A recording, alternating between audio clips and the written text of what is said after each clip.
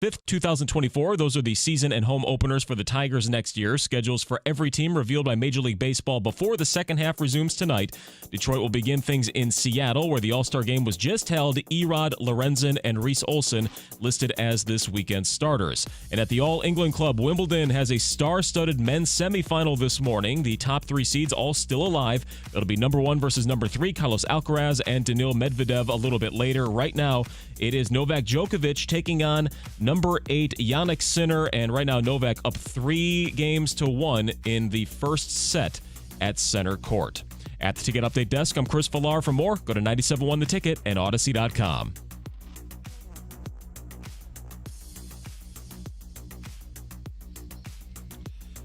All right, let's get right to it. If you're one of those scorned Lions fans, how do they get you back? Because everybody's buying in around you. A lot of hype, a lot of build-up, strong finish. If you're not back yet, what's it going to take? Let's go to Ben in St. Clair Shores. Ben, good morning. You're on 97.1. 1957, I was born. Their last championship. I'm growing up in Flint. Nothing happened. Rooting for them, nothing happened. I get married. I grow a beard. They're going to win. This is my talisman. They're going to win. They have some decent seasons. They have some decent games. Nothing happened. I'm still holding on to Calvin Johnson's jersey. I got to get him to autograph this sucker before I give it to somebody in the family before I die. I'm 66 this year. If they don't get to a championship at least in the division, if not the Super Bowl, I'm done. I'm not going to root for where I was born in Tennessee. But I'm still. I was waiting on the Titans to put that ball across the finish line, but I was still rooting for the Lions. Got to win something beyond a one-time playoff game. That's my take. And so you're born in Tennessee. If they don't win this year, are you willing to say, hey, I'm a fan of another team, or you're just giving up fandom for a team altogether? I have integrity. Loyalty is where I lie. Never cheated on my wife, had a chance to. I'm not going to cheat on the Lions while I'm still living in Michigan. But I'm not going to root for another team because that's not how I'm cut. But I like football, so I like good games. Never rooted for the Lakers. I was ecstatic when the Pistons did their due twice. Mm-hmm. But the Lions let me down. So they got to give me a 1957 Super Bowl championship in 23 or 24. That's how I feel. Okay. All right. Appreciate your loyalty. Your wife does too. I don't get why people say they've got to win a division before they're back in. You don't want to enjoy that season leading into that? I don't. You know what I'm saying? It's like it's very bandwagonish, to be honest with you. Well, we get that on the ticket text too. We don't want these people who are out. Don't let them back in. You know how this is going to work, though. If a team wins, if you build it, they will. They're come. all. Yeah. That people will come back. I really liked that caller, but there really aren't any stakes to it. Like, if they don't win a Super Bowl this year, then what? You're going to support them next year the same way you have every year since 1957. Okay, they are. The movie that the Lions are is Shawshank Redemption. Have you seen it, Jeff? Yes, yeah, great movie. Maybe number one all time. Tim Robbins escapes and Red serves his time. We're serving our time. And at some point, you're going to get to the oak tree. And then it says, he says, you've come this far. Aren't you willing to come a little farther?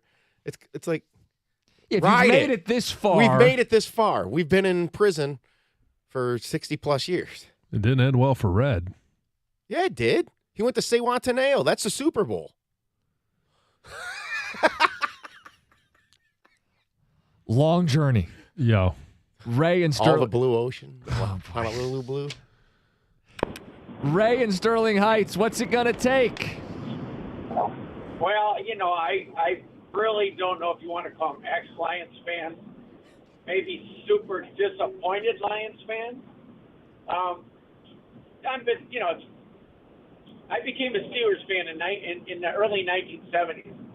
You know, they hadn't won anything, the Lions, so Steelers were like, okay, Steelers are competitive every year. I think that's all it takes. But, you know, for me, it's like disappointment every year. Every year there's disappointment. Now, I really feel like we got something going here. I think at the end of last year, you call it competitiveness. Be in every game. You don't have to win every game. You don't have to win a Super Bowl. I think, you know, it's like the Red Wings were when we were back in our era in the 90s and the early 2000s, you know, and Yzerman's bringing that back. Be competitive. And I think I think this regime really has it going. We feel it. But are we going to get disappointed again?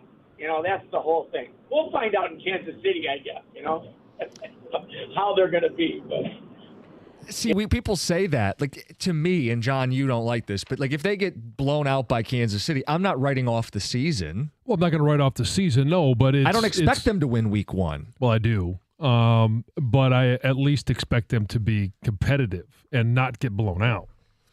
It would be more telling to minimum. me what they do at home with 10 days to prepare against a contemporary. I mean, I don't think the Lions are a Super Bowl caliber football team.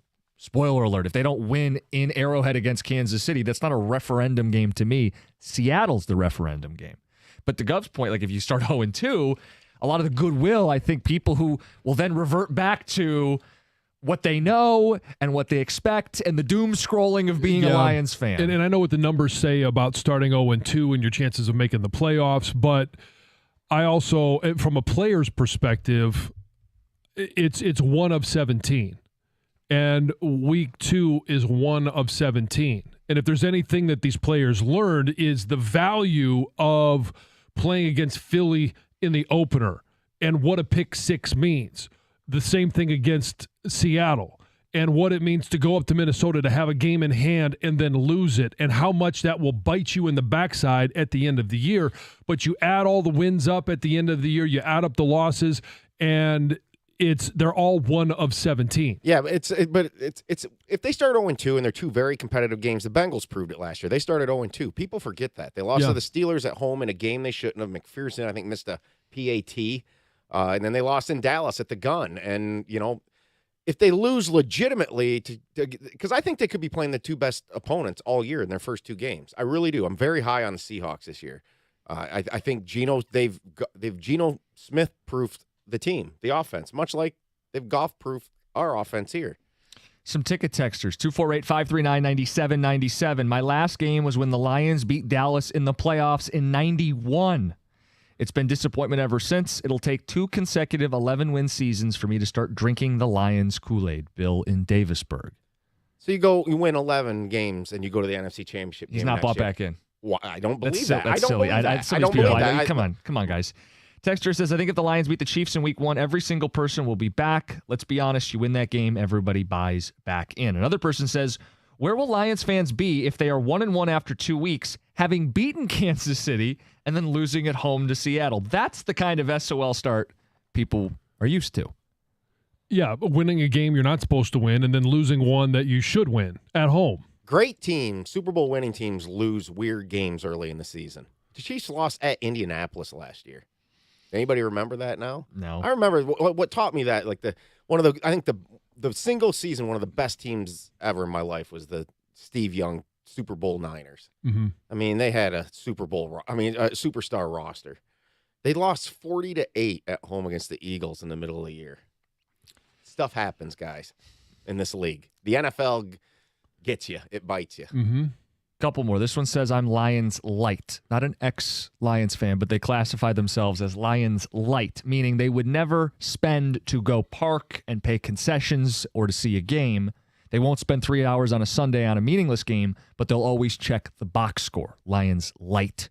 And another person says, Cookies, you nailed it. I'll cop to it. I'm not Lions free. I root for them to lose every single game they play. I love football too much not to watch, so I had to choose a team. Which team would piss off Lions fans the most? Correct. I root against the Lions. I'm a Green Bay Packers fan since the day that Barry quit.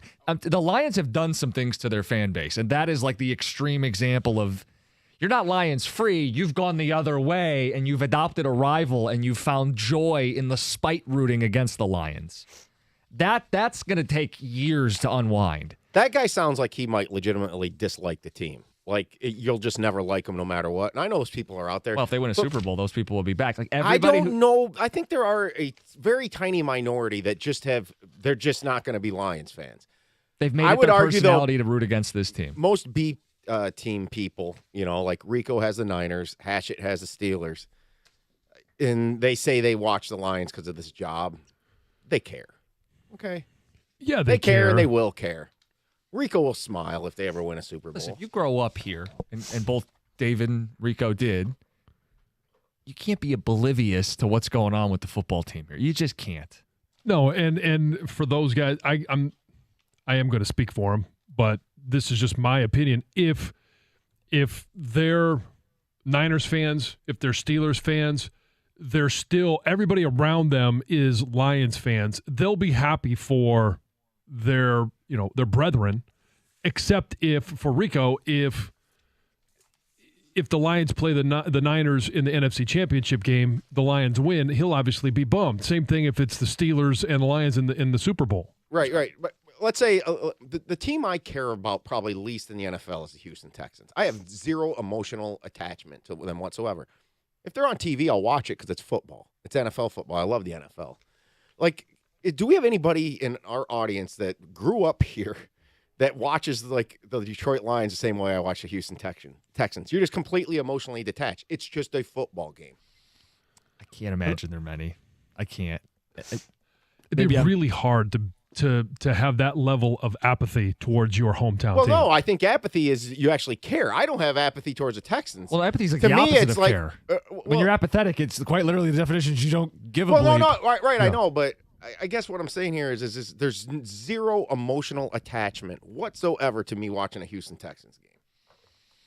Is there anybody in our audience that's like that with the Lions? I don't believe it. Hey, we're checking in with Lions fans, specifically the ex-Lions fans or the people who claim to be at least partially Lions-free. They've been losers. We get it. Turning a corner. Are you back yet? What's it going to take? Hey, coming up next, nobody wants this in sports, right? Absolutely nobody wants this, yet it's being discussed. It's 97.1. Hey, Detroit, you know I talk about Carter's Plumbing all the time, so I'm going to let you in on a little secret. Carter's just told me that they have added 2 new vans to their service fleet, and they're looking for a few top-notch plumbers to join their team. Qualified applicants could even receive a sign-on bonus based on industry and product knowledge. That's right. That's extra money in your pocket. So if you know your stuff, but maybe you feel stuck and underappreciated, advance your plumbing career and go to callcartersplumbing.com or give them a call today at 248-830-0362 to join the Carter's Plumbing family today.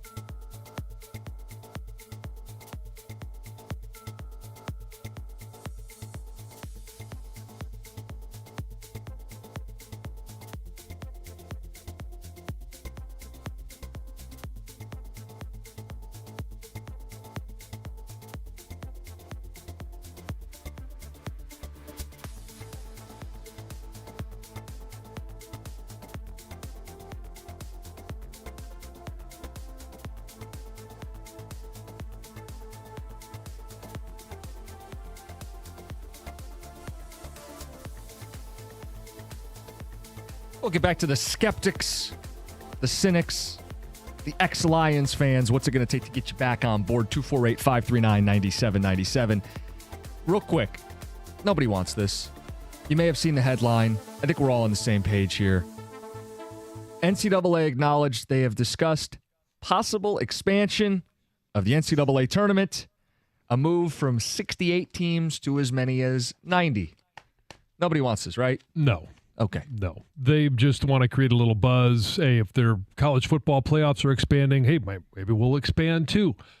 All you're going to do is let in a whole bunch of mediocre teams and more from the power conferences that just don't belong in. Yeah, do you need the 12th Big Ten basketball team to get in? No. You don't. Especially on a season. Like, it was a great example last year. There just weren't enough quality teams of the power conferences, which is what they're looking to add because of marketability, brand awareness, all of that stuff.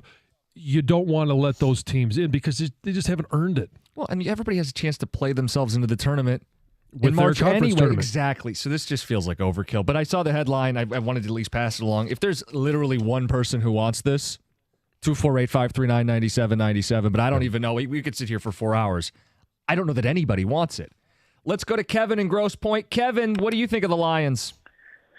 You know, right now I really like the Lions, but there was a time where I really questioned their ownership in '99 when they left Jericho. I really kind of recognized that we didn't have a great organization. I was young. But when they retained Matt Millen or extended him after the years of futility and the horrible drafts and the wide receiver first round triumvirate that we had, I just decided it wasn't a product I wanted to watch. It didn't seem like the direction that they were going was good, and so I just stopped taking Sundays to watch them. So I don't hate the Lions. I really like them now. I like what Brad Holmes has done with acquiring draft picks and getting capital, and the way they play on the field, and Dan Campbell and all of it. But for a while I just was not going to watch that. Wasn't going to tune in, and that was it. I don't blame people who don't want to support a bad product. Right. But what we're talking about, and I'm not trying to fight with the caller, what we're talking about now is now that the product is improved, right? It's not the Millen era anymore. They seem to have some young cornerstone pieces. They're coming off a season where they did things the same old Lions never did. Yet people are still on the fence. Yeah, but because they are, you mentioned it, they're improved. Right? They're not the basement of the NFL. They're not the Arizona Cardinals this year. They're not number 32. They're not 30, 31, 32. But they still didn't make the playoffs. They still don't have a playoff win. So they're improved. They just haven't gotten to the level of contending on a yearly basis or being competitive on a yearly basis. Here's a fan psyche question. If they had made the playoffs but didn't win a playoff game last year, are we more or less excited? I think you're probably more excited. I don't know that. Because I can make the case because they didn't get a crack at it, there are people chomping at the bit to see what they will do this year versus maybe getting exposed in a playoff game. Does that make sense? So they ended the season with a win. Correct. And, there are other teams that, yes, they won their last game of the year, didn't make the playoffs, so they go out with a better taste in their mouth. There's only one team that really ended the year on a true win, and that was the Kansas City Chiefs. Let's go to Samantha in Woodhaven. Samantha, you're on 97.1. Hi, guys. So talking about a truly apathetic fan, I grew up since I was about 10 years old playing fantasy football, and I've been playing every year since. So I've never really adopted a team, including the Lions. So I've never really felt that I was offended that they couldn't win games. It was more of an objective view for me of, well, they're just not good. It's as simple as that. But I am happy for fans now. I don't really have that PTSD that a lot of fans have where they're afraid that it's just going to be the same thing over and over. I'm happy for their organization. I'm happy to see a GM actually making good decisions for the Lions. So I wouldn't say I would be excited. I'm excited that there may be some players that I can actually draft in fantasy now. But other than that, I'm happy for fans, and I hope for you guys that they actually turn out to do what they should do. More the cold calculus of it. Yeah. The reality. Not the emotional roller coaster you and me and most of us ride. By the way, she dropped an organization. Is that like a Steve Yzerman drop in there? Or the hockey? That's an indicator that you're Canadian. Yes, if you call it an organization. Yes. Now that I've said it, you're never going to unhear that. Where was she from, did it say? I don't I think it was New Haven. Woodhaven? Woodhaven. Yeah, one of the havens. Yeah. Now, I do think some people that are hockey fans that are American do say it that way because they think they're in the elite. It's like instead of saying a center in hockey, he's a centerman. Yes. It's like the very Canadian purist. Yep. The organization got better this summer. Let's go to Heather with the news. So that guy who fell off of the Ambassador Bridge had the majority of his clothes ripped off from the force of impact. Oh, wow. Which you can kind of imagine. I mean, falling from that height into the Detroit River, you're falling at a great force of impact. But the captain of the boat that rescued the guy says that the force of impact ripped most of his clothes off. He did still have his work boots on, and his pants were down around his ankles. He was still wearing a T-shirt as well, but it's just absolutely wild that this guy survived, and it seems to be like he's going to be okay. The guy was rescued within about 3 minutes of hitting the water, so he wasn't even in the water all that long, and thankfully he was rescued because he was conscious, he was talking. The rescuer did say he was really out of it. He kept asking what happened. Like, he didn't realize that he actually fell off the bridge when he hit the water. Yeah. Well, I guess you could tell which way he landed. I mean, if he had landed the other way, he would have had the atomic wedgie. Oh my gosh. I did not think of that, but yes. Yeah, probably right. Went head first that way. Oh my gosh. Michigan is home to some of the safest and also the most dangerous cities in the world. So there's some new rankings, and it lists West Bloomfield, Rochester Hills, Novi, White Lake, Royal Oak, all within the top safest cities, 100 within the top 100 safest cities in the U.S. And then it lists Detroit as the 6th most dangerous city in America. And the study looked at only cities with a population of 25,000 or higher, and it looked at crimes. I mean, it basically looked at all crimes: arson, burglary, larceny, motor vehicle theft, murder, rape, armed robbery, assault. I mean, the list goes on and on and on. Yeah. So would have thought Detroit would have been better than that.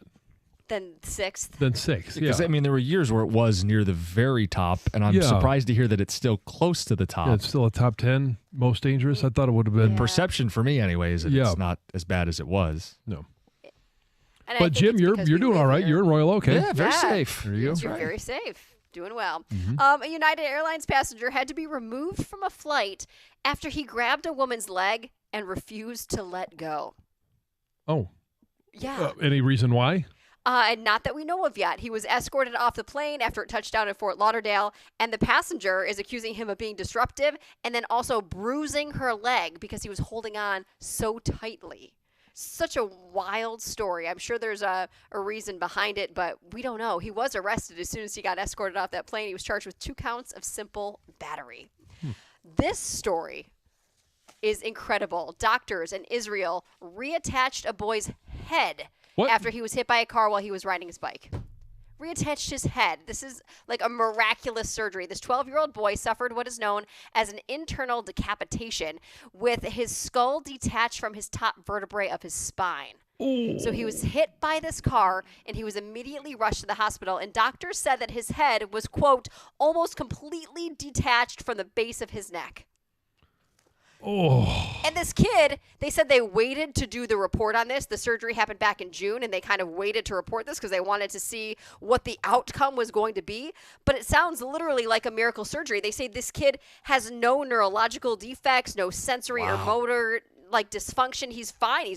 He's walking, he's talking, he's acting normally, he's progressing as he should. So just like an absolutely incredible story. That's crazy.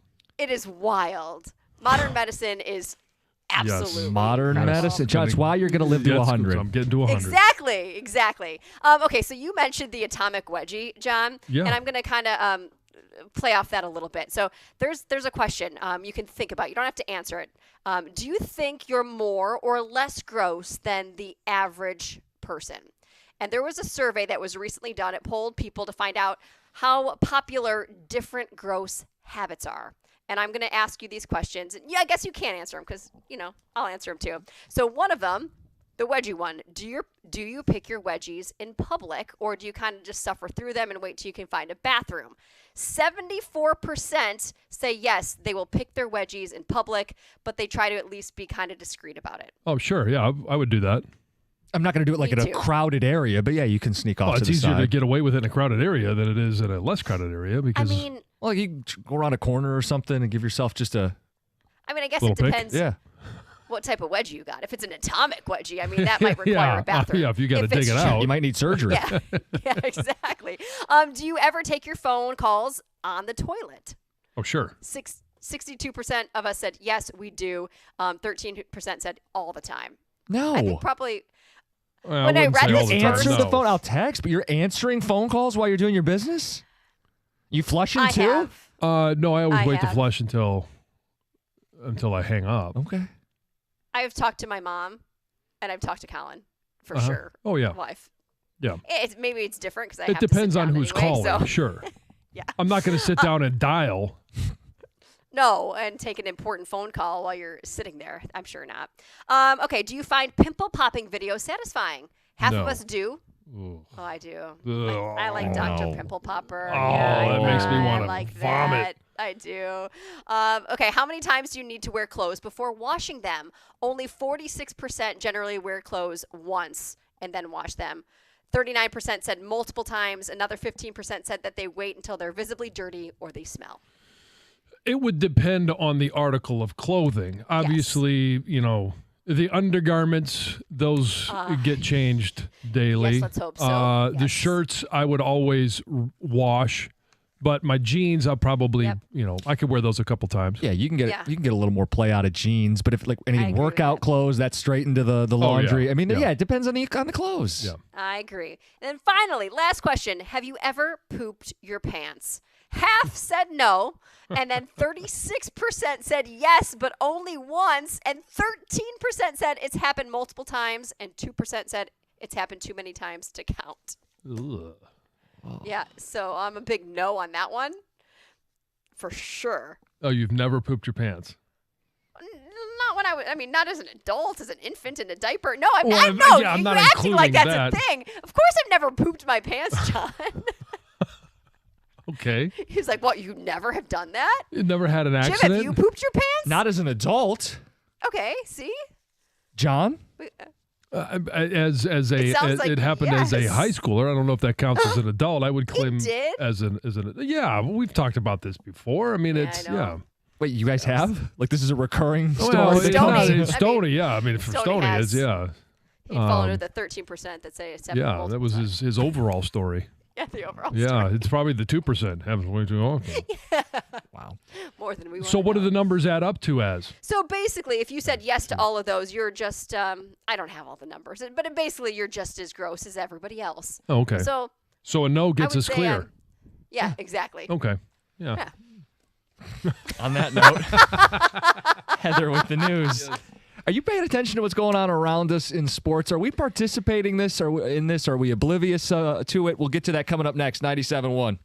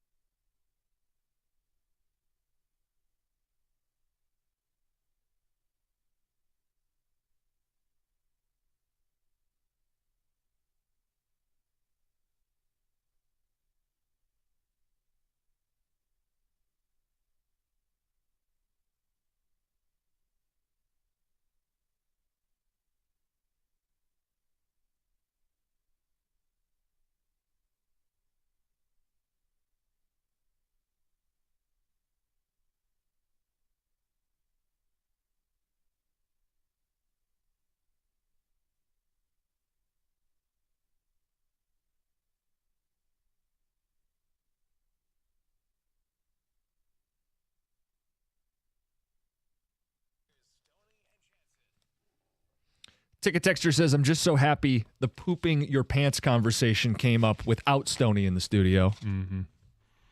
And another one, John, this one says, everyone has to learn the hard way, even as an adult. Never trust a fart. Oh, it's one of the rules. It's one of the rules. Some of the gross tests from Heather's News. Let's wrap up the conversation on the Lions with Jeff in Port Huron. Jeff, you're on 97.1. Hey, guys. So I've been a Lions fan a long time. My whole life, basically. I was born into it. And then when they fired Jim Caldwell, that was it. I was done. And I decided to become a Chiefs fan, believe it or not. Front runner. Are you a front runner? Well, I mean, if you're going to pick a new team, you might as well pick a good one, right? I mean, I guess that's smart, yeah. You know, but there's always that part of your soul that's a Lions fan. It's never going to go away. So, you keep tabs on or whatever. But, I mean, I think for me to really buy back in, buy a jersey, buy tickets to a game, man, they got to win the division. I mean, they just do. They have to make up for what they did to Jim Caldwell because that guy had him on the right track. He had him going in the right direction, and they just screwed the pooch on that one. 9-7 wasn't good enough. I mean, but the year before, he had 10 wins. Well, he had 11 in year one. He had 11 in his first season, and then he had that debacle playoff game where a lot of people were responsible. Yeah. But he punted 4th and 1 at midfield.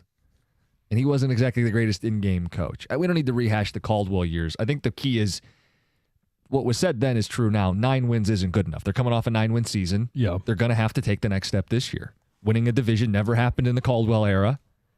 Go win a division this season. Win a playoff game this season. And it's there to be had with an aging defense and transition in Minnesota. And they won a lot of close games last year. I don't believe that they repeat that same performance. And then you've got Chicago that still needs a lot before, you can really look at them and say, yeah, they're a contender. And then Green Bay, obviously, minus Aaron Rodgers. It's there for the Lions. Time is now. I'm surprised we've taken a couple either texts or calls that people are holding ththings against them, like grudges.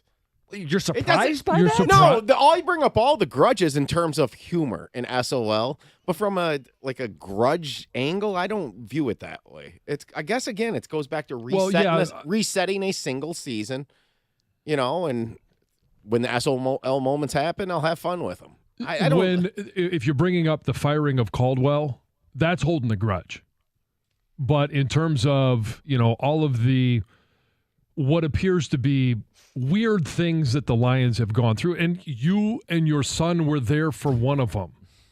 I still don't believe that day happened. When the ball hits the crossbar, goes in for a winning field goal, but not just a winning field goal, but to set an NFL record, that's not a grudge. It was an SOL moment. It's the Lions. That's why. Right. It's because it's the Lions. Yeah. Want to end the show talking a little baseball. Second half comes back tonight. Tigers playing out west against Seattle. I know Karsh and Anderson have a good poll question up right now that they'll get into coming up in their show. But as we get set for the second half of the baseball season, we were kind of talking, do you realize where the game's at right now? Coming off the All-Star game, all the young stars we have. Ellie De La Cruz, who wasn't at the All-Star game, but is must-see TV right now. And it's guys like Ohtani doing things that we've never seen in the history of baseball. And then players like Ronald Acuna. I mean, there's just so many great players in the game right now. Are we in the midst of a baseball renaissance for a sport that was seen as aging and boring and losing young people? It feels young and fun and fresh, and I don't know if we fully recognize it here because our team isn't out at recess playing with everybody else, right? We're 11 games below 500. But, John, do you see it, like zoomed out, bird's eye view, that baseball's having a bit of a moment right now? Oh, I think so. I mean, and some of it, I think there's a lot of different reasons for it. I think that they've come out of the pandemic, and I know, Tom, you've got some points you want to make on that, better than some of the other, pro sports leagues. They have some young talent that people are starting to be okay with. Okay, there's these unwritten rules. I hate the unwritten rules, and they're starting to be okay with the bat flip. You're seeing, Ellie De La Cruz and some of the hand gestures that they're making. Wander Franco, takes a ball at shortstop, flips the ball up, spins it to himself, and then throws it to first base. Like, some of these things are becoming more acceptable, but they're becoming more acceptable because baseball is starting to draw in the young fan a little bit more than it had for a number of years. I think the pitch clock has a lot to do with that. I think the elimination, and teams are still shifting, but not as much, and they're not allowed to as much. I think that is playing a part of it. I think just the banter back and forth of the rule changes has created some excitement, or at least some attention to Major League Baseball. Look at stolen bases. I mean, you got guys who are going to be 20-20 guys, 30-30 guys. There's a chance that we get a 40-40 guy again. And stolen bases, that's action. You can't sit and wait for the next pitch because Ellie De La Cruz might steal 3 bags. Ronald Acuna Jr. may do something that's never been done before, and that's 30 home runs and over 70 stolen bases. So I simplify it. Baseball is fun again. There's zero doubt. The game, the thing you said about the pitch clock was great. I think Rob Manfred has actually done a good job commissioning the sport. I know he has his critics. Mm-hmm. I like how he countered back to Tony Clark about the pitch clock in the playoffs being a little bit longer. He's like, I don't think so. I think what you guys said, the charm is coming back to the game. The game became too much about launch angle, home runs, and you don't score unless you hit home runs. And now you're seeing base stealing again because of the rule changes. Those are the things that bring in it was boring. It really was. Because it was, as they say, the 3 true outcomes. It was home runs, walks, or strikeouts. There weren't singles, doubles, triples, stolen bases. We're seeing more of what baseball can be. I do. I think baseball is fun again. I think it's becoming cool again. I think kids are enjoying the sport. I'm kind of just picking up on that. My kids love watching the YouTube quick highlight packages that they put together. That's part of it. Yep. Is those are available to the younger generation. I don't know. I might be speaking a little bit too big here when I say that. I think baseball is getting close to being on par with the NBA in terms of popular. I think that's where we're headed. I think baseball's got a chance to be the true number 2 again. If it continues to do these wise things, which makes the game more appealing to the average person. I know it's had its turnoffs with the baseball geek. Some people don't like the pitch clock. But put the ball in play. Make things happen, and they've done that. I don't think it's hurt the game. I do think if you go to one of those real quick games, yeah, maybe you feel a little robbed. But the game had to be sped up a little bit. Well, and it goes to extra innings as well. I'm not a fan of a base runner starting on second base, but it's rare that you see these 15, 16, 17 inning games because there is instant action starting in the 10th inning. Right, yeah, and I still think it's I'm not the biggest of fans of it, but I think it's better than the hockey shootout. Yeah. Are people aware of it here, I guess is the question. Well, they're less aware of it because the Tigers have been so bad for so long, and they're fighting in a very bad division right now. They're 11 games under 500. So there's 16 teams right now that are averaging 30,000+ fans. That's the highest it's been in quite some time in a single season. Yeah, you had your hit 20, there was no fans. Mm-hmm. 21, it was restricted. Yeah, so you don't count those years because the numbers were ridiculously down. So be careful to judge it on that. I think that the young talent too, these multi-talented players, and it's just not about, hitting 60 home runs, that they can also steal bases. The young talent coming up right now is something that we haven't seen in a while. But it's the excitement surrounding it. For example, Ellie De La Cruz, his first game up, he hits the longest home run that he's hit so far, steals a base, and then just this past, which right before the break, he hits a single, steals second, steals third, steals home. That is fun to watch, and baseball has done a much better job of highlighting those moments and getting away from marketing to the older crowd. And I understand they don't like the bat flips. They don't want the, showing up a pitcher or a pitcher, throwing at a batter. But this is, if you're going to grow the sport, you have to get younger. You have to attract those 16, 17, 18-year-old kids, men and women, because they become the future of your sport. Are we in the midst of a baseball renaissance? Do you see it? Do you feel it? Are you on board with it? It'd be nice if the Tigers were part of it. We can touch on that. You know what Scott Harris said yesterday. Let's tee up the second half. It's coming up next, 97.1.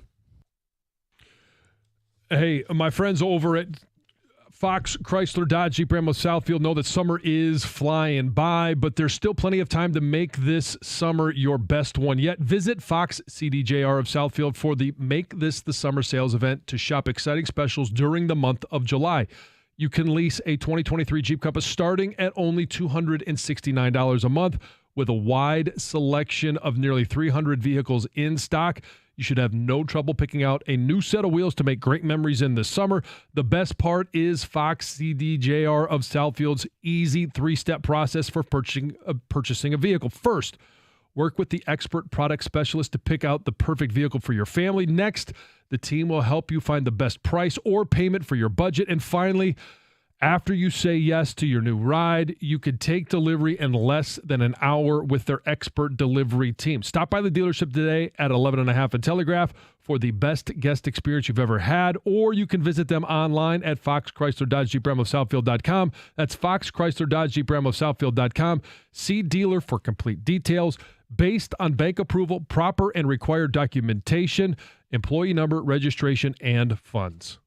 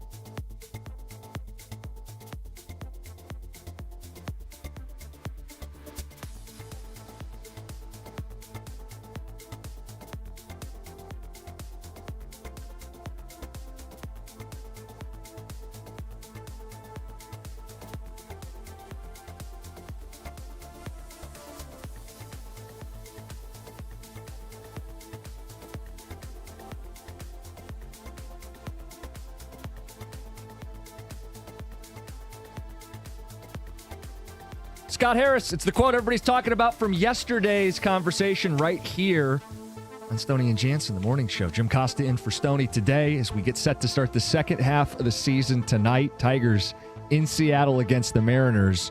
And John, I know that quote got dissected a little bit by you guys yesterday, and basically the whole station and newspapers in town picked it up. He's given himself some leverage going into the deadline that if they win, he does not have to sell off everything. Yeah. But as we get set to start the second half, I don't see them going on a tear here. Do you? No, I don't. And here's where I think he kind of hedged his bet. He was very honest about, some of the things regarding Javi Baez, Spencer Torkelson, and he did, I don't want to say toe the company line when he was talking about, the prospects of, hey, if they come out of the gates firing on all cylinders, we're going to go for it in the division. The division is up for grabs. It's a terrible division. But the only question that anybody really has is Erod.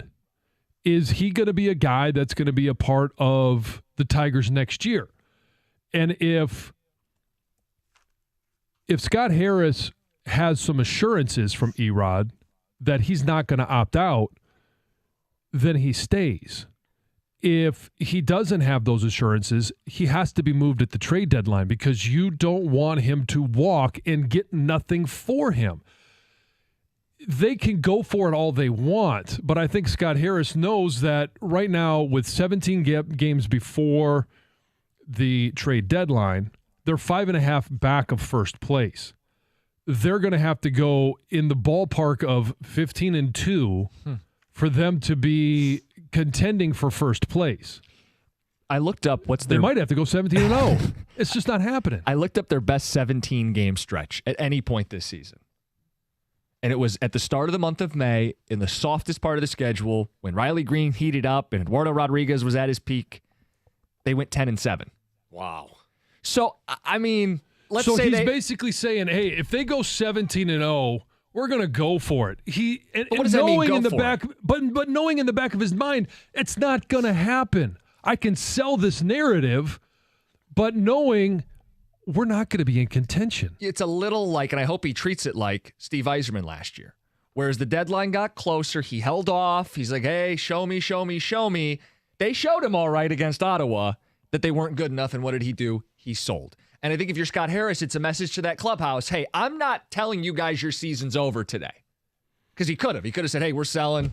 Yeah. We'll get what we can get. Al Avila himself into a corner and take whatever he gets at the deadline. Instead, there's some tact. There's a little bit of shrewdness here, and he's not going to wave the white flag to his clubhouse. Now, the play on the field is going to do it for him. Yeah. John, even if they went 15-2, which is the number you threw out, like a stupid hot month of July, I still don't feel comfortable trading what few prospects they have to, quote, go for it in the Central, because think about this. I think 500 is about the target to win this division.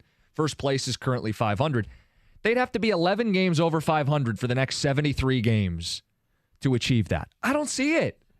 I don't see them giving up what few prospects they have to get an 11-game swing into the second half of this season. And 4 or 5 days off doesn't all of a sudden, hey, you regroup and you refocus, and now you're going to be a completely different team. I don't think buying's on the table. I think it's selling most likely, and if in the world where they got ungodly hot, maybe you just stand pat. But that's the most they would do. How does one of the worst offenses in baseball not be one of the worst after 89 games? They just simply can't hit consistently enough to put together a 15-2 run. They can do it to where they can go 11-6 maybe, or something like that. Or because it like requires, what you just said about the 10-7. I thought it would have been at least 11. And that shows you just how hard it is to make up ground once you get in a hole. The other thing too is I think minimally 79 wins the AL Central. Right. Well, the Tigers would have to win 40 more games. They'd have to be considerably above 500 the rest of the way. Javi is not going to turn around. This is what he is. It's a horrible sign. Maybe Torkelson, and I'm getting worried about him. Maybe this is the second half of his second season. He starts, hits 260, hits 12 homers. Maybe. I'm not going to rule it out, but do you think that's going to happen? No.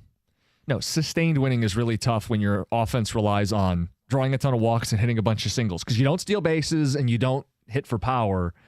That's not the type of team that goes on a tear. No, but they're going to start off with 7 games on the road, 3 against Seattle, 4 against Kansas City. Mm-hmm. Those are winnable games. Then they've got 3 at home against San Diego. You got the makeup against San Francisco. You got the Angels coming to town, and then you go on the road to Miami. Like those, there are a number of winnable games in there. Karsten Anderson are coming up next here in a second. They have a pull-up right now, and it's 3 camps that you may be in as a Tigers fan going into tonight. The 3 camps being go for it, challenge for it, tread water, or fade.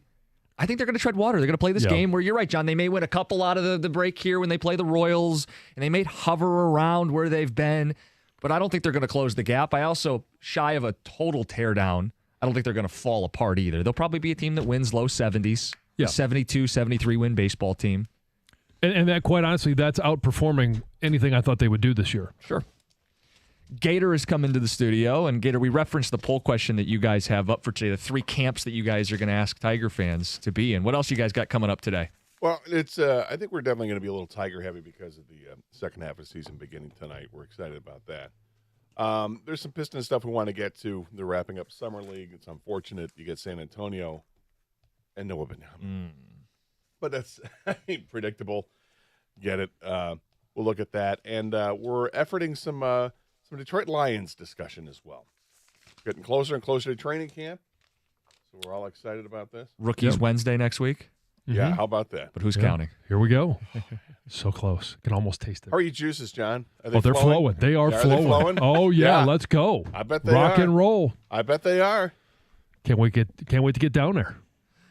Yeah, I think we're going to get down. I think this will be the first time in several years that we're going to be down there for our show. Your show, yeah. We've done it for a number of, since I've been here. Mm-hmm. But it'll be nice to hand it off to you guys down there. Yeah, we used to go there all the time every year, and then unfortunately practices just didn't jibe with our schedule of the show, so it didn't make a whole lot of sense. So looking forward to getting back down there with the lawnmowers going during the show. Yeah. Fans heckling. Some of that, depending where our location is. Perhaps the return of the 50-yard challenge. Can we still throw the football 50 yards in the air? Oh. I'm looking forward to we're going to have the second iteration of Stoney's 40-yard dash. Oh, is Stoney going to run? Get the sundials out. Oh, yeah. I don't know if that's a wise decision. I don't think so. Come on, it's never a wise decision. Wise does not play into this decision. It's never stopped Stoney before. No, it hasn't. Karsten Anderson, they're coming up next. Stay tuned, 97.1.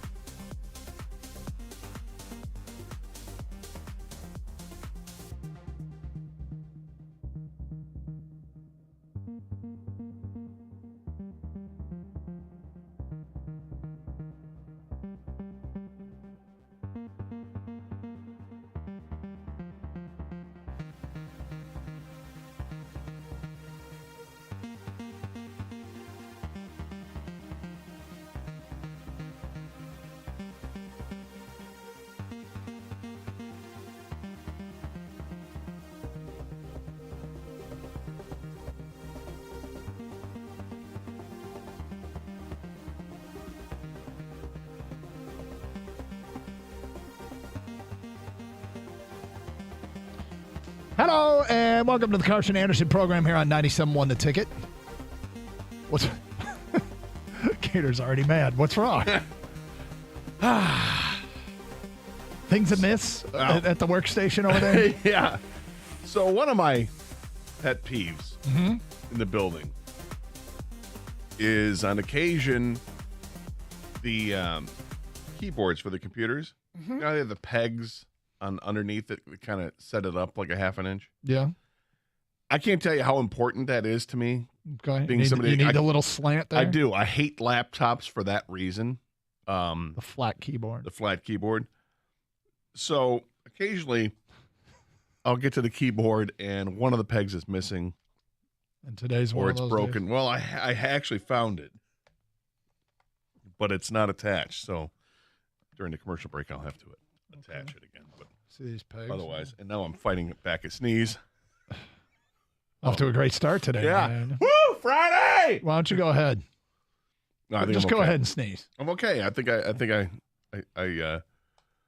staved off the. You staved. Another use for the word. Yeah, my eyes are watering, but other than that, yeah, I'm okay. That might be the first time that you have ever used the word stave and not followed it with off elimination. Off elimination, right.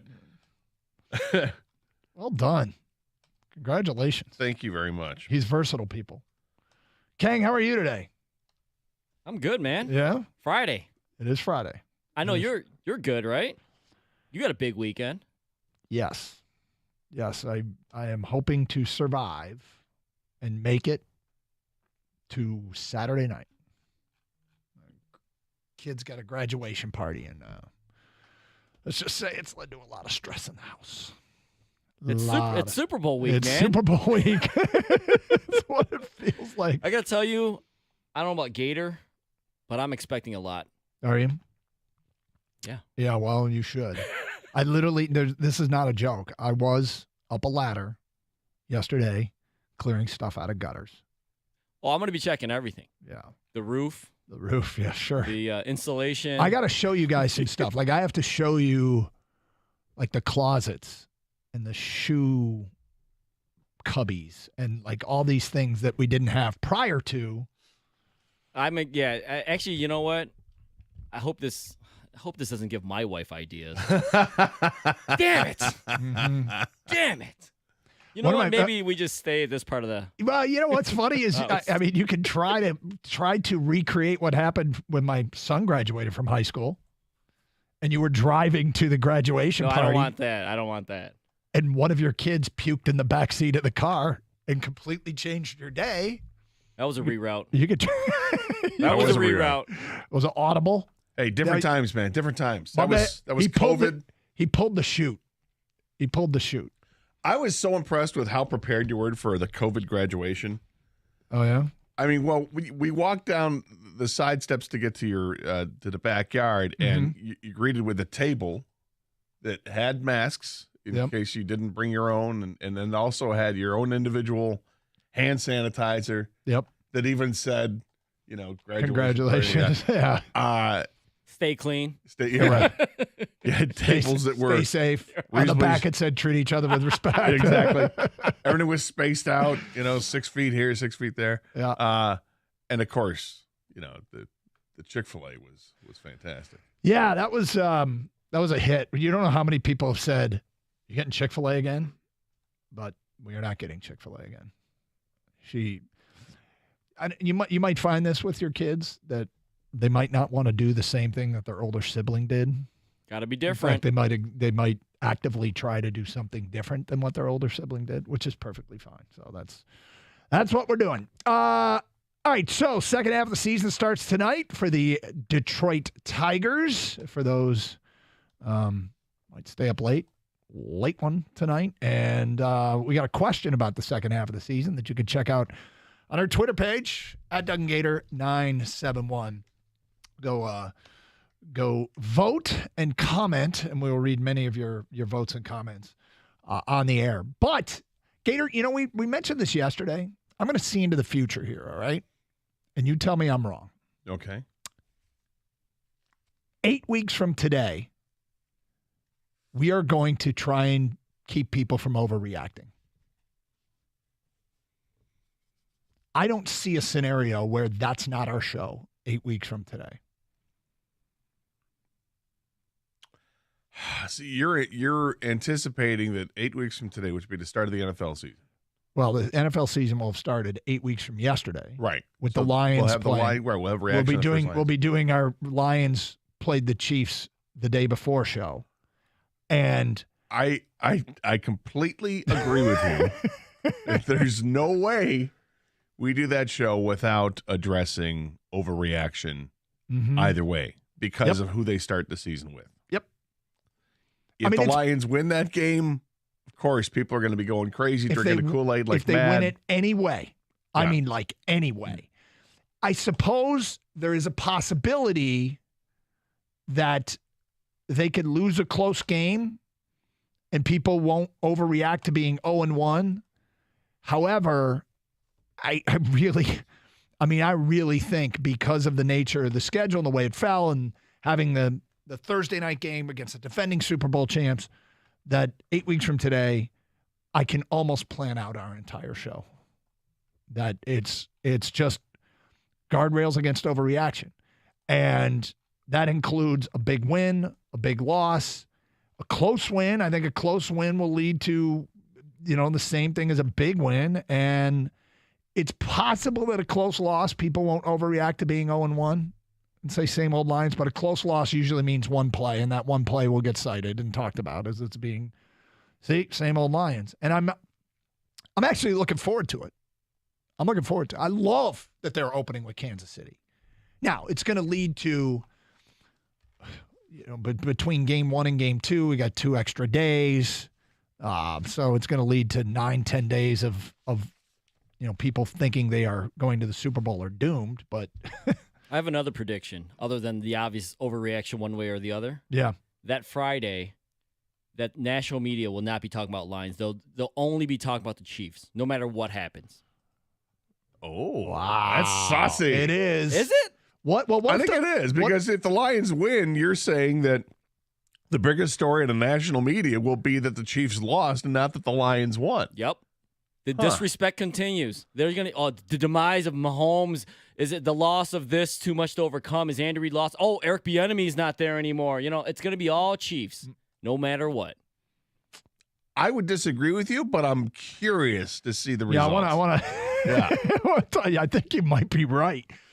248-539-9797. We got open lines. Carson Anderson on a Friday, 97.1. I'll tell you one thing's for certain. If the Lions do beat the Chiefs, you know what everybody's going to be doing? Shots. Lots and lots of shots. And if you're going to be doing shots, why not do it with Flying Ace Bourbon? It is delicious bourbon. It's only $30 a bottle. It's not going to bust your budget at all. It is tasty as all get out. It's a blend of aged whiskeys with notes of caramel, toasted rye, vanilla, and ripe stone fruit. And it's versatile because, like I said, you can do shots and celebrate with your friends. You just want to have a calm, relaxing night, a daily sipper, pour it on the rocks. It's great that way also. And, for people that want to mix it, don't worry about the side-eye looks, man. Like I said, $30 a bottle. It mixes so well with ginger ale or cola or whatever you like to mix your whiskey with. Flying Ace Bourbon is delicious. It's a small batch American-made bourbon. It's blended in Holland, Michigan. Yep, it's part of the Coppercraft family out there, so you know that it's artfully crafted for the brave of heart and that it's good quality stuff. It is unpretentious. There's no gimmicks. It's just great, approachable American whiskey for the maverick at heart. Try it yourself. Follow them at Flying Ace Spirits on Instagram, and you can stay up to date on their upcoming releases. And as always, please drink responsibly.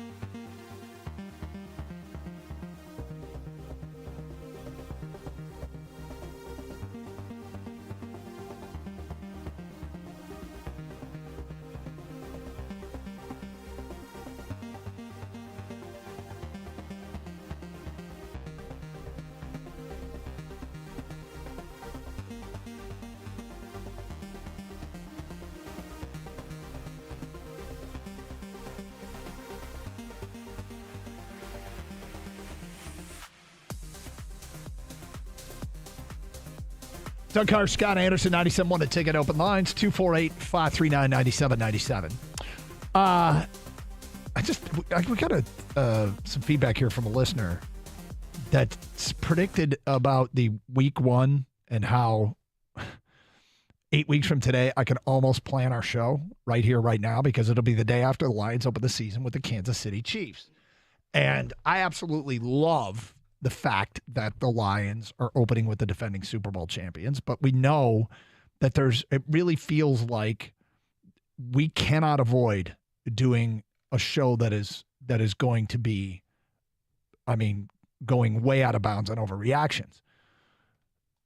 Scott sent this in. Even if it's a close loss, people will be overly optimistic.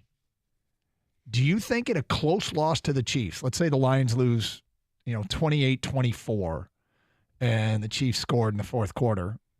Lions are up 24-21, Chiefs score fourth quarter and win 28-24. Do you think we'll be dealing with overly optimistic people or focusing on the play they didn't make? It's the same old Lions guys people. I think it'll be both, but I do think that there'll be plenty of people that will say that they'll be very encouraged that they went on the road against Super Bowl champions, where Patrick Mahomes apparently has a pretty good record. And they battle with, into the fourth quarter. Absolutely. I think there'll be people like that. All right. So, Kang, your thought is that we will be dealing with a national media that will only be focused on the Chiefs. Yeah. No matter what happens. Yeah. I mean, you'll get the one segment or less than are the Lions for real, and then back to our regularly scheduled program of overreacting with what happened with the Chiefs. Right. You're probably right. I just think that's how Mahomes sells. That's the national, darling in the football world right now. He's the closest thing to Brady that they have, and with Brady gone, he is the Brady, right? I know he's his own person, but that's the next, legacy quarterback put on the pedestal guy. Mm-hmm. And Detroit doesn't really sell nationally. I mean, Dan Campbell has helped because his personality is so out there and he's so aggressive and he's animated. Yeah. But it's still Detroit, I think. And they don't even have a marquee guy. I mean, Jared Goff, is he the guy you sell Aiden Hutchinson? I mean, nationally, does that appeal to fans? I think Hutchinson actually might be the guy if he continues what he did his rookie year. But, yeah, I think it's going to be – here we're going to talk Lions. Nationally, I think it's going to be all about Chiefs. See, but the Lions are the it team. The Lions are the team everybody's predicting wins a division. And you've got all those people that want that narrative to come true. And if they beat the Chiefs, then they're going to be, pounding their chests from the rooftops. You know what's kind of ironic? Do you scream from the rooftops or do you pound your chest from the rooftops? I think you can do both. I think you can do both. All right. I think you can do both. I like it. Yep. Anything to get on that rooftop? So the last time the Lions had a team worthy of the last division winner, last playoff team. Do you remember who they opened the season against? Who opened the season? Who the last Lions playoff team opened the season against? So was it a Seattle loss? I forget who the last time they made the playoffs, they opened the season against one of the favorites to win the Super Bowl. It was 1991, and they opened with the Washington Redskins. Oh, I'm sorry. They won in the playoffs, not just went to the playoffs. Won the division is what I said. And that's the last time they won the division. They went to the playoffs. They won a playoff game. They opened that season against the Redskins. They got killed. And got beat 45-0. Yeah. They then, after that, went 12-3, went to the postseason, won a playoff game, came across the Redskins again, and got killed again. That was our kryptonite that year. I remember that season, yes. And, we're opening with the Kansas City Chiefs. But getting annihilated, would you take a season that the Lions get killed in the opener, win the division, win a playoff game? Absolutely. Of course. So we have to remember, if they get killed in the opener, it's not the end of the world. Well, if they get killed by the Chiefs at the end of the season, I'm good with that. Everybody else good with that? If they get killed by the Chiefs, I'm not. Bookend the season with losses to the Chiefs? Yes. I'm cool with that. I'd take that as well because they cannot. We all know why. It is what it is. 248-539-9797. Chris, you're on 97.1 The Ticket. What's up, Chris? How's it going, fellas? We're good, thank you. I just got a couple of things to talk about. So first and foremost, I want to say that I would like to see the Lions win this game, but I'm a little bit more optimistic. I think it's going to be a close one and we might lose. The only thing that I'm really concerned about is I really want to win the division, and then at the same time, I would really like to win a playoff game this year. That's as far as I'm going. I really don't expect them to go very far with the talent, but let's be honest. This game on Thursday is going to either prove us how far we are and how far we will come. Like, it will kind of show us, are we a real playoff team? Are we a team that's competing, or are we still in that rough stage of trying to rebuild, depending on how this game goes on that Thursday night? It's going to be I almost feel like that's an overreaction. The only thing is that you got to look at pretty much how what they have done these last couple off seasons. I mean, will Hutchinson take that next step on more than 9.5 sacks that rookie year? Will Golf be consistent coming off of that 8-game win streak? Will Amon stay healthy? Jahmyr Gibbs, the guy that we selected, very early in the draft, which was still a head scratcher. But if you make moves like that, it's kind of telling everybody, hey, we're going to be competitive. And if we go out there and kind of lay an egg against Kansas City, it's going to be one of those things like, was Jahmyr Gibbs the pick, or should we have taken Jalen Carter or taken a safe route somewhere else? Do you really think that will be determined after week 1 of the season? I think it's going to be in question. That's what I think is going to happen. I don't want it to be that way because I want us to kind of go, hey, maybe it's just because the Chiefs are really good that year. Maybe we're not a Super Bowl team yet, and there's a lot of us to do. But at the same time, it's going to be in question because when you take a running back in the first round, especially with the lifespan that they have, that is a luxury pick now. We can all agree.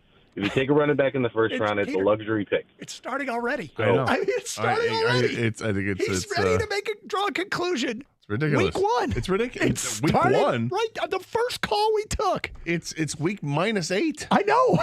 He is already doing it. We're going to know if they made a mistake with Jahmyr Gibbs. You will not know after 1 week. You will not know. No. You will have no idea. You will not be able to judge anything after 1 week. The only thing I think that comes out of week 1 is if they win, that it's legitimate, is that you can feel good that you just beat a playoff team. I mean, God bless him. I'm not mad at him. But isn't that call is exactly what we're talking about? Yeah. We will know if they should have taken Jalen Carter. All right. Well, you'll know that, Doug, in fairness, only that coupled with how Jalen Carter fares in his first game. Right. I think that's the only fair thing about it.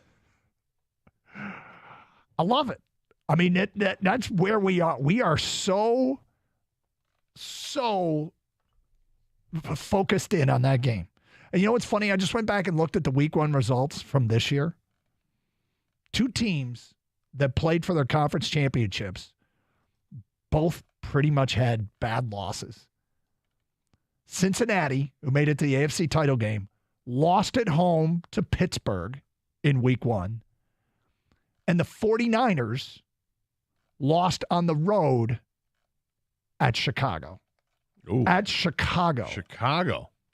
It was a monsoon in that game. But, yeah, it just happens. The Lions lost to the Carolina Panthers and they got destroyed, right? Mm-hmm. During that 8-2 stretch.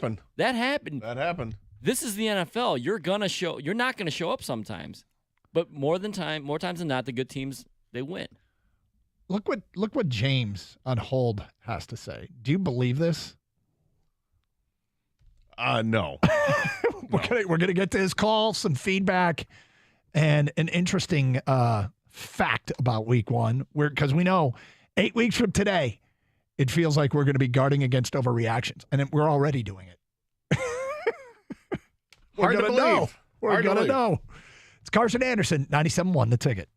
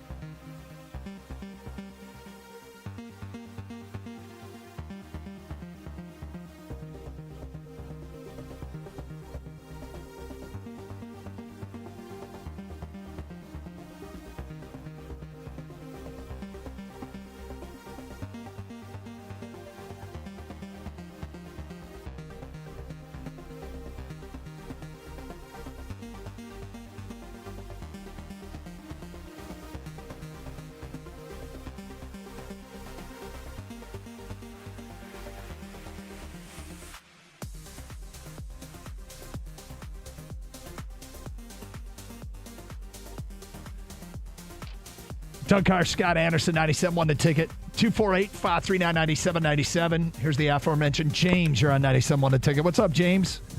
Man, talking trash about me before you go on break. Oh. I know. So let me preference by saying I really want them to win. I'm just saying I think that if they get a close loss, I'd rather it be a blowout to make it a little bit more of a learning experience. Let's face it, this team plays more with heart and emotion than they do with talent at this point. So let's give Dan Campbell something to work with week 2 going against Seattle. Yeah, but do you have more to work with if you got blown out, or do you have more to work with when you can show the team the mistakes that you made that prevented you from winning a close game? Well, with Kansas City, you can play a perfect game and still lose. I don't want them believing their own press. That's what I'm getting into. They've been hyped so long. Let's give them a wake-up call. When the Bears were, I think it was 96 or 86, they lost to Miami, who was average at the time, going into the playoffs, and even Ditka said they needed a wake-up call. I know I'm going back. You guys don't know what I'm talking about, but we do. I remember it was a Monday night game, I believe. But you now here's the 85 Bears. Yeah. What do you mean by the Lions play with more heart and emotion than with talent? They're a young team. They're not as experienced as Kansas City, so they're going in there with their heart raging, their heart pumping, just go and outwork them type of thing.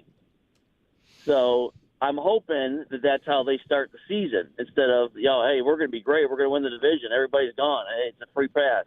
Mm-hmm. That type of thing. Okay. All right. Hey, look, I find this to be, you just want to come out of week 1 with something to work with. Whatever it is, you want Dan Campbell to have some, and if that means get blown out and the dose of reality and how far they have to go, you're okay with that. I would rather them win. I'm just saying I don't want them to lose a close one.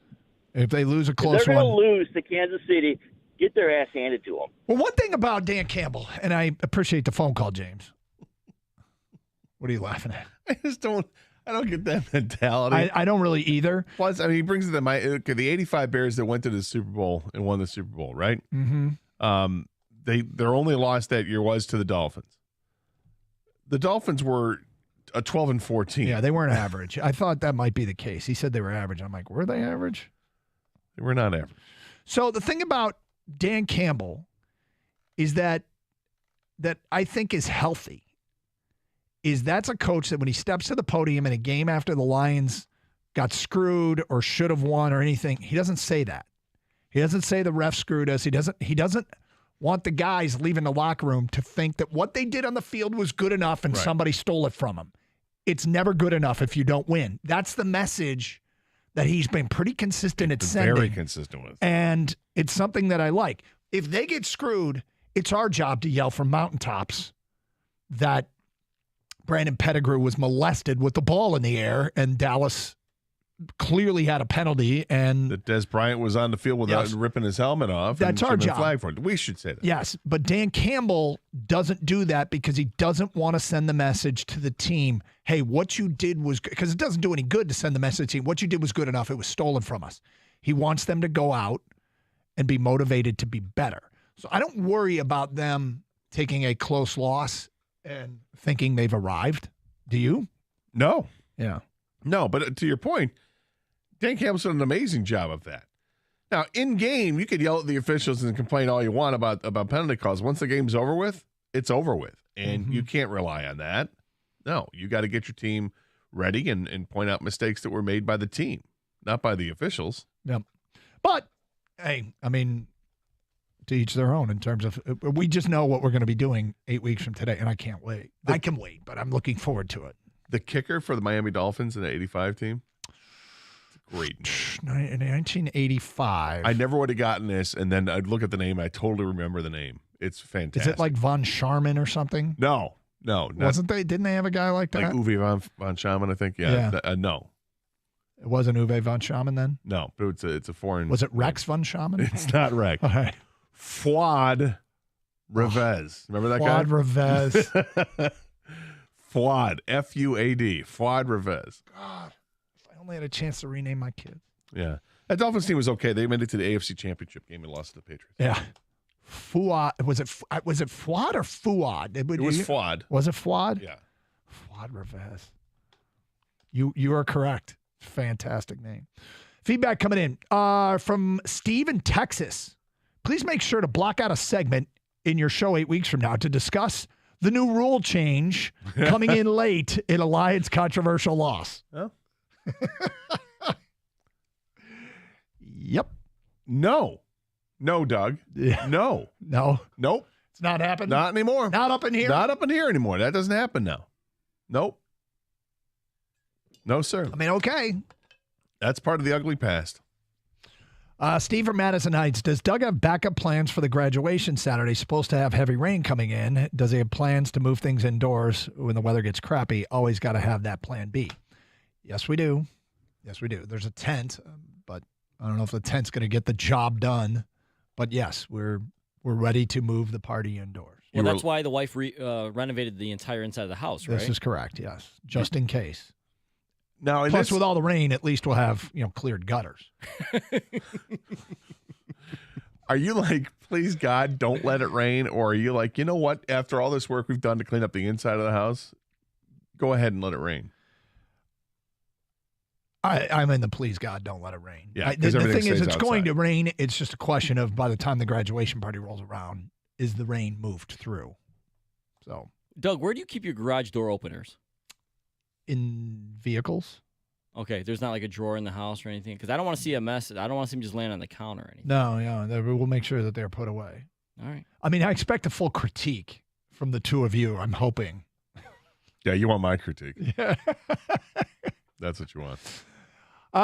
From an unnamed texter, I really enjoyed the week or two leading up to the DeBrincat trade. Can we now move on to the main course? The Lions have $22.9 million left here. Go get a huge piece, please. Let's get the fan base pushing, boys. So we still have. Wait a minute. Why are we skipping over the whole Tigers leading up to the trade deadline stuff? We got some more apps. Yeah, I agree. The main course is great, right? Yep. I'm looking forward to the sea bass, but I'd like to, nibble on a scallop here first or some shrimp. Yeah, I mean, to talk about the main menu, the question is, do you make a move? When do you make that move? When do you take up that cap space? Is it after training camp starts? Is it after you see what injuries? Is it after some team talks trade with you? Is it trade deadline? It's tough because I'd kind of like to see it happen during training camp as opposed to after, because I think we're all assuming the piece is another wide receiver, right? Yep. Wide receiver needs to get his head in the playbook at least to just get a cursory knowledge of it. I'd like to have him with a couple 3 weeks of knowing that rather than springing it on him the week before, and then the after the game on Thursday night you hear, well, so and so he really was limited because we just got him, so we only had a handful of plays in the book for him. I don't want to hear the excuses of why the guy wasn't up to speed. I'd rather you make a move going into training camp or right at the first or second week of training camp. You want to get the most for your money, right? The biggest bang for your buck. Yeah. I suspect that the biggest bang for your buck comes trade deadline when teams are pulling the plug on the season. And you can suddenly, the Rams are like, yeah, we're not going anywhere. We got to start a full-scale rebuild. We're ready to move on from Aaron Donald. See what I did there? You see what I just did there? Yeah. Yeah, that's nice. Rectify this problem of the past. Well, there are definitely positions. Now, if you're talking about a defensive tackle, you don't really have to know much about playbook of the defensive tackle, right? No. But so there's positions where there are exceptions. Yep. Is wide receiver seems to me like it's close to being that exception for guys that have been in the league forever, because like route trees are route trees, I guess. Mm-hmm. It's just terminology you have to figure out. But I still think that you'd want to have a little bit more time, because particularly with Jared Goff and what he says, he needs to build up that the trust in the relationship with the wide receiver. Yeah. Did and one more last thing on the opener 8 weeks from yesterday, and the building excitement and the overreaction that's already happened during this show. Sure. The Lions are the third biggest underdog in week one. The biggest underdog in week one is the Texans. They're getting 9 at Baltimore. Tampa Bay is getting 7 at Minnesota. The Lions are getting 6.5 at Kansas City. So relatively speaking, Lions are one of the teams that is most expected to lose. Relatively speaking. Now, Lions are also kind of one of that's a good team. We're expected to be a good team. It's a pretty big underdog in reality. It is seemingly a big underdog. It's less than a touchdown, though. Still a one-score game. Still a one-score game. Yeah, Still one-score game. 248-539-9797. It's Carson Anderson, Open Lines.